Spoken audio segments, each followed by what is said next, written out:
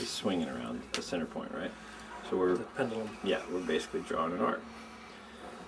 And on an arc, this one wasn't drawn very well, but when you shoot off of that arc, off of that handle path, any tangent on a circle is going to shoot off in the direction you're currently traveling on that arc, right? So if this is the center of the wakes, once you cross the center line, you're traveling more and more down course. So any tangent off of there is going to shoot more and more down course based on where you're traveling in that circle. So center line, it's the most efficient way to keep your ski traveling outbound. What we're trying to do, like if we're coming from this side, swinging in, our ski here is between the handle and the boat, right? So the ski is on a path like this that mimics that handle path. When you try to transition at the center line, you get the most efficient way to keep the ski going here and get out to that wide path, and therefore the ski and the handle are going to separate more effectively when you get to the apex of the turn. The longer you pull, the less you're going to get this ski path outside of the handle path. And that means a couple of things. It means the ski's not going to be on edge as severely, so it's not going to turn for you as well. And you're not going to have any free width here. So you have to actually, to run, for example, 35 off, you have to travel higher on the boat the closer the ski path is to the handle path. Does that make any sense? Mm-hmm. So, sorry that wasn't it. Let's get rid of those. Okay. So, if right here, so we got the ski path.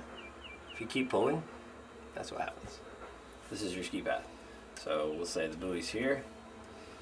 The handle path has to go actually way outside there to get the ski outside of it, right? That's the reason that at some point when we're trying to get that one last buoy, we throw the ski out. But the longer you wait to do that, the less it's going to carry out. So quite often, I've been there a million times, when you're trying to get one more buoy, especially in like a big dog setting or something where you need a quarter buoy or you need a half buoy. We'll wait till like right here to commit and make that edge change or transition, and it's a little bit too late. You don't throw it out wide enough. You end up running over it or whatever. When in reality, even though you don't think you're wide enough, if you transition closer back to the center line, the ski's going to carry out wider more easily. All of that is just theory behind why the center line is so important, why transitioning near the center line is important.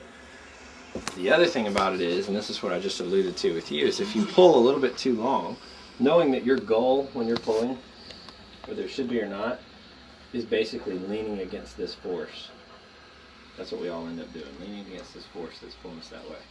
As you pass this center line, knowing that the force is traveling that way, it starts to pull you here. Mm-hmm. It's minute, right? Every little click is a little bit more of that right shoulder getting pulled. But the more that happens, the less able you are to move the ski through and transition as well, just physically with your body. None of this fixes the problem, but I think if you can think of it this way, you understand why it's important. And then our goal is not to lean so hard that we can't get out of this when we hit the center line. And the other way too is this center line is where the boat has the most force against us, because we're directly behind the force that's pulling us. So rather than fight that harder by dropping a shoulder or pulling harder through kind of this section, take that and use it as your way to get speed out here by making just a slight movement to create the transition. That movement is easier in this area than it is in this area because of all the things we mentioned. So you got this huge force acting on you. If you don't overload that shoulder, then your lower body can move pretty easily without giving anything up. If you do load this shoulder, now it's blocking your body, so for you to be able to make a transition, you end up having to come up. This is why I said on those last few passes, I think the timing was the big difference. If you wait a split second too long to try to move that, and you've got this habit now that you may have built on purpose, which kind of makes sense, of making sure you stay down through the wakes, you end up right at that time when you're starting to bring that shoulder down, you finally decide it's time to edge change, so you move the ski and this happens. So if you move it here, you can just advance it ahead slightly and then ride it, because you've gotten it out from between the handle and the boat, out from the load. So it's going to carry out with all the benefit of this maximum load right here, as long as your body's not overdoing it. So it's that sort of thing too, that through the turn, The reason we don't want you to snap off a turn and sit back, because we want everything to progress to that center line comfortably. Let the boat build the power so you can swing through and off of it. Does that make any sense? Yeah.